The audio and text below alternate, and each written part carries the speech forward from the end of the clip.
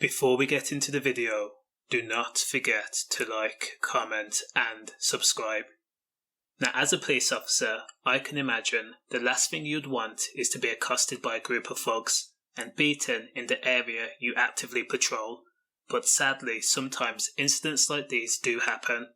So a young police officer in Yorkshire was beaten to the ground and then robbed of his pocket radio, and they were hospitalised from the actions of these gang of people.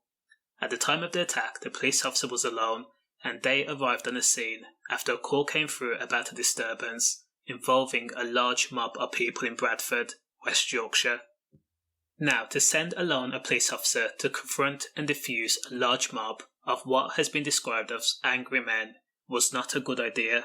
This dispatcher should have arranged for backup. Now, footage that was on display showed the police officer be grabbed by his tunic and then being punched in the face.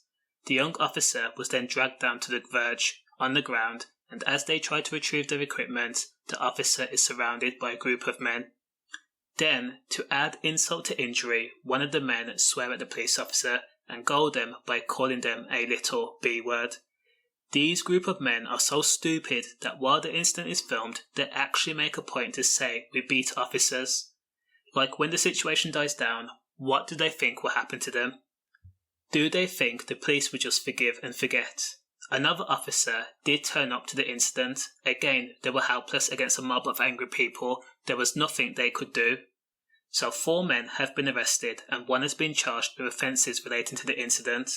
A West Yorkshire police spokesperson says, police are aware of a video circulating on social media of an officer being assaulted in Bradford.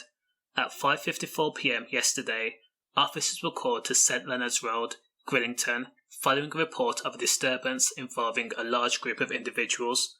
Whilst in attendance, 2 officers were assaulted, sustaining injuries that required hospital treatment.